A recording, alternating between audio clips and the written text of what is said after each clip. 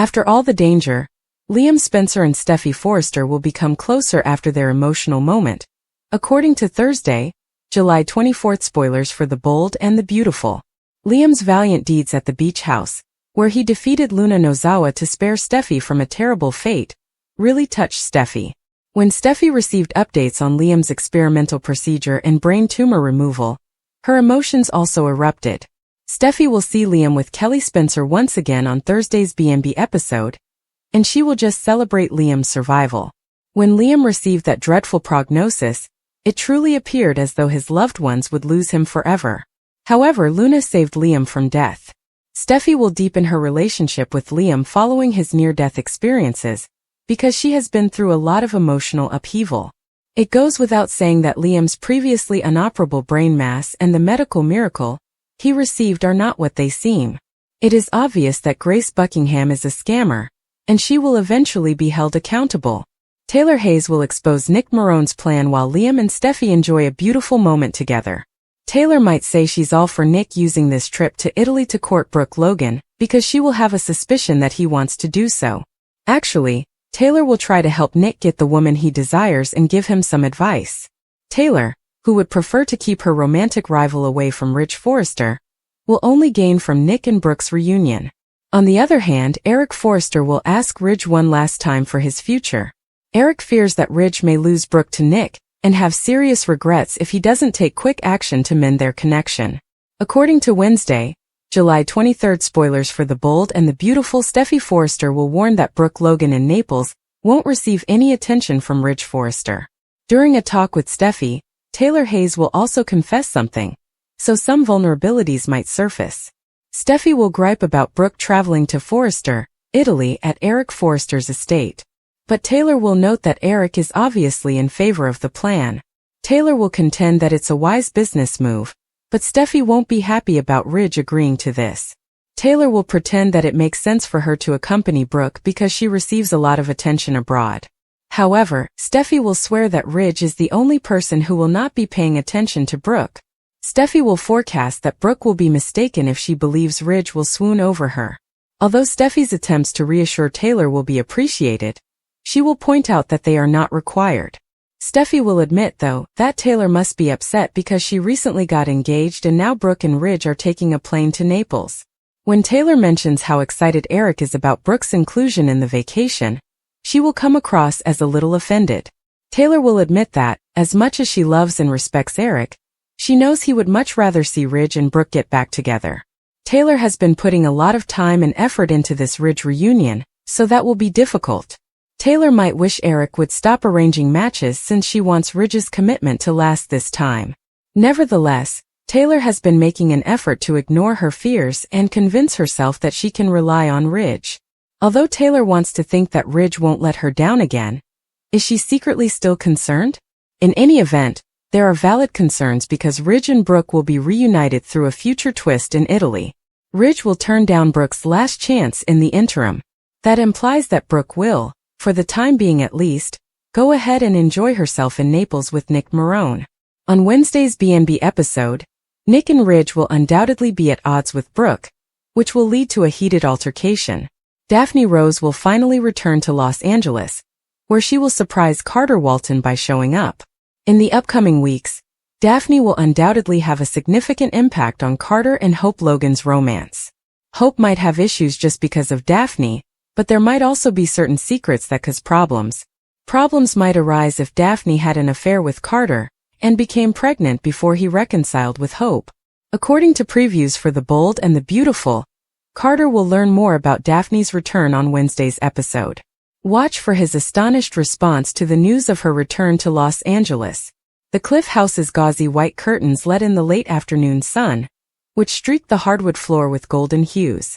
The soothing backdrop to a moment neither of them had anticipated was provided by the rhythmic smashing of waves below. Months had passed since Liam had last stood here, not just physically but also in a grounded manner, free from the burden of tension and unresolved emotion with each breath.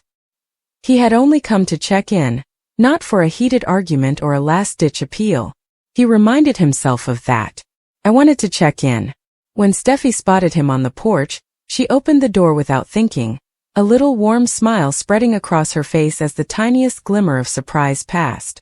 It was a subtle smile that said, "I'm glad you're here anyway," without acting as though everything was great. That was Steffi, tough and calm but always carrying that underlying emotion she worked so hard to suppress. Attracted by something he couldn't identify, he entered. Perhaps it was the unresolved memories that clung to every nook and cranny of this house like dust in forgotten crevices, or perhaps it was familiarity or longing. The children were at the park with their nanny. Perhaps fate had stepped in, or perhaps the time was just accidental. Liam remarked, "It looks the same," as he glanced at the simple furnishings that had always appealed to Steffi. Simple lines and soothing colors that are just warm enough to make you feel at home. She said, "I haven't changed much," and shut the door after him. "It is comforting to keep things constant." He nodded while glancing down at his feet, wondering why he felt so out of place in a place he used to call home. As though 1,000 things were pressed against the space between their words, the awkward but heavy silence between them dragged on. This unspoken thing between them had been growing for some time. There had been these times even as they dealt with their new circumstances, co-parenting and moving on. Brief but indisputable. Out of habit, Steffi offered him a drink as she passed him on her way to the kitchen. "Tea? Water?" With a softer tone than usual, he replied, "Water's fine. Thank you." With their fingers briefly touching, she gave him the drink. Unconsciously, his hand lingered and he swiftly withdrew it, as though her touch had sparked something he wasn't yet ready to identify. Naturally, she saw but remained silent. Steffi had always had a keen sense of Liam's personality. She was able to discern the restlessness behind his gaze, the small downturn of his mouth, and the changes in his tone. "So how are things going?" she asked, calmly folding her arms and leaning against the counter. However, her deep, ocean-gray eyes probed him for the truth. With a burst of air that carried more weight than comedy, Liam delivered a half-laugh. "Difficult." Steffi grinned empathetically. "When aren't they?" The way he looked at her was intense. Her quiet strength, the soft slope of her shoulders, and the contour of her jaw.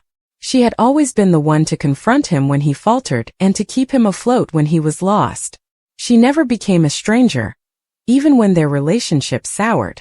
For whatever reason, she had continued to be his Steffi. To his own surprise, he added abruptly, "I miss this."